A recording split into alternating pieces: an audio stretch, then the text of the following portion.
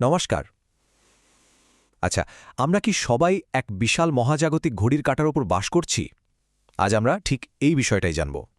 হিন্দু বিশ্বতত্ত্বের যে বিশাল সময়চক্রের কথা বলা আছে, আর তার মধ্যে আমাদের এই বর্তমান যুগ মানে কলিযুগ, এর ভবিষ্যৎবাণী নিয়ে এক গভীর আলোচনায় ডুব দেব।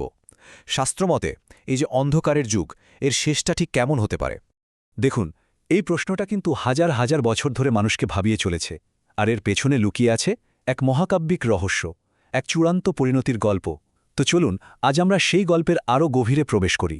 তো আমাদের আজকের এই যাত্রাপথে আমরা ঠিক কি বিষয় নিয়ে কথা বলবো? প্রথমে আমরা বোঝার চেষ্টা করব এই মহাজাগতিক ঘড়ি বা যুগচক্রের ধারণাটা। তারপর দেখব কলিযুগের ঠিক কি লক্ষণের কথা বলা হয়েছে, আর হ্যাঁ, এর মধ্যে লুকিয়ে থাকা এক আশ্চর্য সুযোগের কথাও জানব।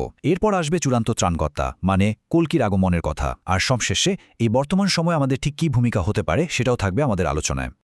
আচ্ছা, তাহলে চলুন শুরু করা যাক আমাদের প্রথম ধাপ দিয়ে, মহাজাগতিক ঘড়ি।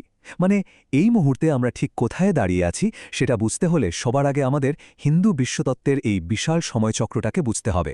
একবার ভাবুন তো, সময়টা আসলে কোনো সরল রেখায় চলছে না, বরং এটা 4টে যুগের এক বিশাল চক্রে ঘুরছে। আর এই পুরো চক্রের মূল চালিকা শক্তিটাই হলো ধর্ম। মানে এক কথায় বলতে গেলে ধার্মিকতা আর নৈতিকতার যে নীতিগুলো, সেগুলোই। আর মজার ব্যাপার হলো, এই ধর্মই প্রতিটি যুগে একটু একটু করে কমতে থাকে। আর এই ব্যাপারটা বোঝানোর জন্য একটা অসাধারণ রূপক ব্যবহার করা হয়েছে। ধর্মকে এখানে একটা ষাঁড়ের সাথে তুলনা করা হয়। ভাবুন, প্রতিটি যুগে ষাঁড়টা যেন একটা করে পা হারাচ্ছে। এটা কিন্তু শুধু নৈতিকতার পতনকেই বোঝাচ্ছে না, এর সাথে সাথে মানুষের গড় আয়ু আর আধ্যাত্মিক সাধনার পথটাও যে কিভাবে কঠিন থেকে কঠিনতর হয়ে উঠছে সেটাও একদম স্পষ্ট হয়ে যায়। আর এই পতনের একেবারে চূড়ান্ত পর্যায়, সেটাই হলো আমাদের এই বর্তমান যুগ মানে কলিযুগ।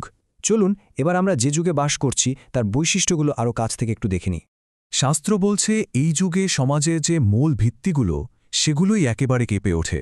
যে সততা, সম্মান আর করুণার উপর ভিত্তি করে সমাজটা দাঁড়িয়ে থাকে সেগুলোই যেন ভেঙে পড়তে শুরু করে। আর ক্ষমতা আর অর্থ, এগুলোই হয়ে ওঠে মানুষের একমাত্র পরিচয়। আর জানেন, এই অবক্ষয়টা কিন্তু শুধু মানব সমাজেই আটকে থাকে না। ভবিষ্যৎবাণী বলছে আমাদের নিজেদের কর্মের ফলেই প্রকৃতিও যেন আমাদের ওপর রুষ্ট হয়ে ওঠে, আর তার ফলস্বরূপ খরা, বন্যা, দূষণ এগুলো আমাদের জীবনের নিত্যদিনের সঙ্গী হয়ে দাঁড়ায়।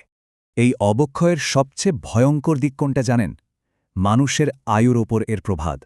শাস্ত্র অনুযায়ী এই যুগের একেবারে চরম পর্যায়ে মানুষের গড় আয়ু নাকি নেমে আসবে মাত্র 20 থেকে 30 বছরে। ভাবা যায়?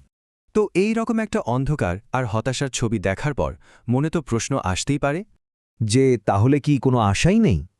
এই যুগটা কি শুধুই একটা অভিশাপ, নাকি এর গভীরে অন্য কোনো অর্থ লুকিয়ে আছে? এটাই কিন্তু এখন সবচেয়ে জরুরি প্রশ্ন। আর ঠিক এখানেই শাস্ত্র আমাদের সামনে একটা অসাধারণ বিরোধাভাস মানে প্যারাডক্স তুলে ধরে। ভাবুন, যে যুগটা সবচেয়ে বেশি আধ্যাত্মিক অন্ধকারে ভরা, সেই যুগেই কিনা মুক্তির সবচেয়ে সহজ পথটাও রাখা আছে। শ্রীমদ্ভাগবতমে বলা হয়েছে, কলের দোষে নিধে রাজেন আস্তি হেকো মহান গুণা কীর্তনাদেব কৃষ্ণস্য মুক্তসঙ্গা পরম ব্রজেত। এর মানে হল, দোষে পরিপূর্ণ এই কলিযুগের একটাই মহান গুণ আছে, শুধুমাত্র কৃষ্ণের নাম কীর্তন করেই মানুষ সব বন্ধন থেকে মুক্ত হয়ে পরমগতি লাভ করতে পারে। একবার কল্পনা করুন যে মুক্তি বা মোক্ষ লাভ করার জন্য সত্যযুগে হাজার হাজার বছর ধরে ধ্যান করতে হতো, সেটাই এখন শুধুমাত্র ঈশ্বরের প্রতি আন্তরিক ভক্তি আর তার নাম জপ করার মাধ্যমেই পাওয়া সম্ভব। আর ঠিক এই কারণেই এটাকে বলা হয় কলিযুগের মহান বরদান। কিন্তু শুনুন, ব্যক্তিগত মুক্তির এই পথটাই কিন্তু গল্পের শেষ নয়। কারণ যখন অধর্ম একেবারে চরমে পৌঁছাবে, তখন শুধু একজন মানুষের জন্য নয়, বরং সমগ্র বিশ্বের জন্য একটা মহাজাগতিক সমাধানের কথাও বলা হয়েছে। শাস্ত্র বলছে, যখন অধর্ম তার সীমা ছাড়িয়ে যাবে, তখন এক চূড়ান্ত ত্রাণকর্তার আগমন ঘটবে। তিনি হলেন কল্কি, ভগবান বিষ্ণুর দশম এবং অন্তিম অবতার, এক দিব্য বইন। আর তার পরিচয়টা কিন্তু মোটেও কোনো রহস্য নয়। শাস্ত্রে তার জন্মস্থান মানে সম্ভল গ্রাম, তার বাবা মা, এমনকি তার দিব্য শ্বেত অশ্ব আর জ্বলন্ত খড়গের কথাও খুব স্পষ্টভাবে বলা আছে। তিনি আসছেন একটাই উদ্দেশ্য নিয়ে, এই পৃথিবীকে সমস্ত অধর্ম আর পাপ থেকে মুক্ত করতে। তার এই অভিযানটা হবে একটা মহাজাগতিক শুদ্ধিকরণের মতো। এ 3টে পর্যায়। প্রথমে তিনি অধর্মের সম্পূর্ণ বিনাশ করবেন। তারপর সমাজে যে সত্য আর ন্যায়ের মতো মূল্যবোধগুলো হারিয়ে গেছে, সেগুলোকে আবার প্রতিষ্ঠা করবেন। আর সবশেষে তার হাত ধরেই শুরু হবে এক নতুন সত্যযুগ।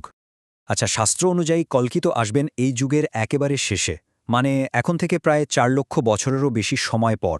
তাহলে প্রশ্নটা হলো, এই যে এত প্রাচীন এক ভবিষ্যৎবাণী, আজকের দিনে দাঁড়িয়ে আমাদের জন্য এর গুরুত্বটা ঠিক কী? আর এখানেই শাস্ত্র আমাদের একটা খুব শক্তিশালী বার্তা দেয়, আর সেটা হলো শুধু একজন ত্রাণকর্তার জন্য হাত গুটিয়ে অপেক্ষা করাটা কোনো সমাধান নয়। আসল চাবিকাঠিটা হলো আমরা নিজেরাই সেই পরিবর্তনটা হয়ে উঠি। বর্তমানে ধর্মকে রক্ষা করার দায়িত্বটা কিন্তু আমাদের সবার। আর এটা কিভাবে করা সম্ভব তার জন্যেও খুব স্পষ্ট কিছু নির্দেশনা দেওয়া আছে। এই 10টা উপায় দেখুন: ঈশ্বরের নাম জপ করা, ভালো মানুষের সঙ্গ করা, শাস্ত্র পড়া, নিঃস্বার্থভাবে দান করা, এই সহজ কাজগুলো। এই ছোট ছোট কাজগুলোই কিন্তু এই মহাকাব্যিক ভবিষ্যৎবাণীগুলোকে আমাদের নিজেদের জীবনে অর্থবহ করে তুলতে পারে। আর তাই আমরা আজকের আলোচনাটা শেষ করব এই একটা ভাবনা দিয়ে। কল্কি কি শুধুই ভবিষ্যতের জন্য নির্ধারিত কোনো একজন ব্যক্তি, নাকি কল্কি আসলে সেই ধার্মিক শক্তি যা আমরা আজ এই মুহূর্তে নিজেদের ভেতরেই জাগ্রত করতে পারি? এই ভবিষ্যৎবাণীটা আসলে শুধু অপেক্ষার গল্প নয়, এটা হয়তো একটা কর্মের আহ্বান। ত্রাণকর্তার গুণাবলীগুলোকে নিজেদের জীবনে এখানেই এবং এখনই ধারণ করার একটা চ্যালেঞ্জ।